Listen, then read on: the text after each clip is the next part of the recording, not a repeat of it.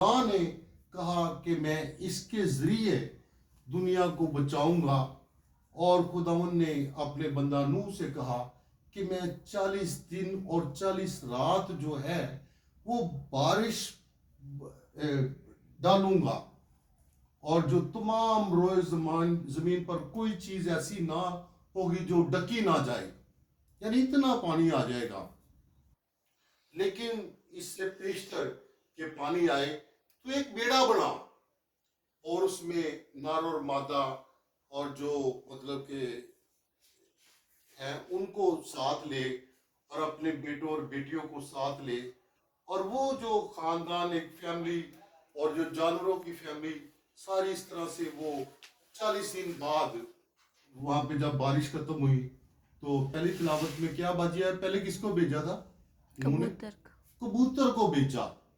کہ کبوتر چیک کرے کہ پانی آیا، خشک ہوا کہ نہیں، اور پھر اس نے کس کو بھیجا تھا؟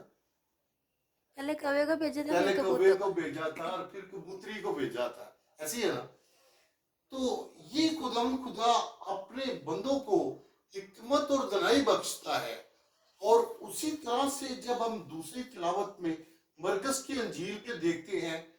تو وہاں پہ جو شاگرد ہے خدا یسوع مسیح کہ وہ کشتی پہ سوار ہے،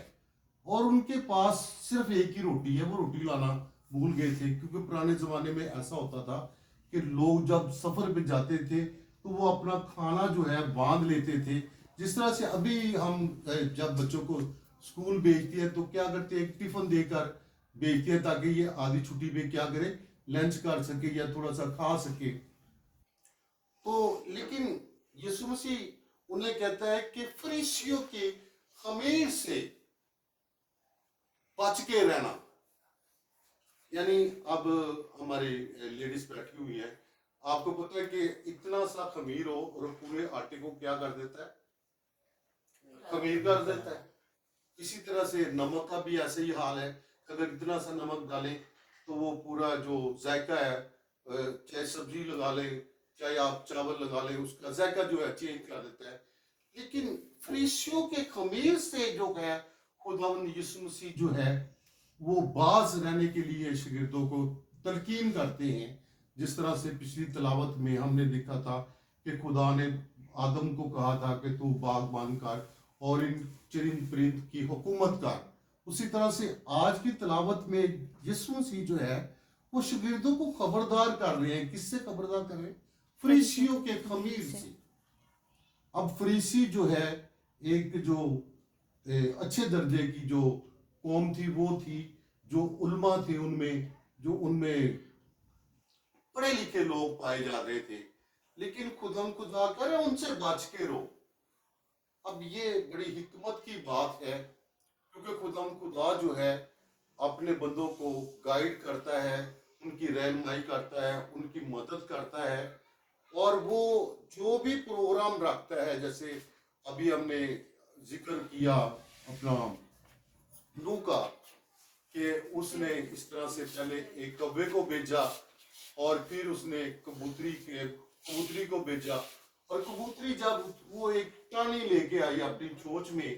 جس سے پانی جو تھا وہ اس کو پتہ چل گیا کہ پانی جو ہے اب خشک ہو گیا ہے،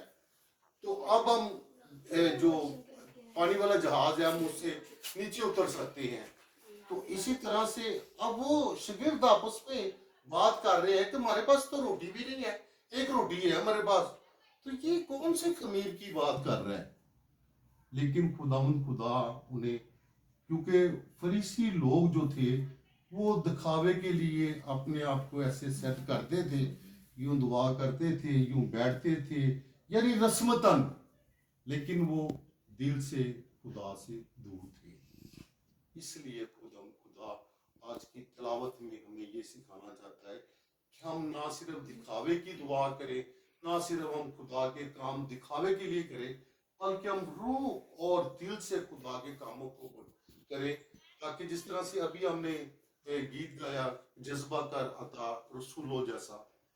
اگر ہم بھی رسولوں جیسا جذبہ رکھیں گے تو ہم بھی خدا کے کلام کو پھیلانے والے بن سکتے ہیں، ہم بھی خدا کے بندوں میں سے، خدا کے پیاروں میں سے शामिल हो सकते हैं और खुदा में ऐसा करने की तौफीक अता फरमाए आमीन। रसूलों का किताब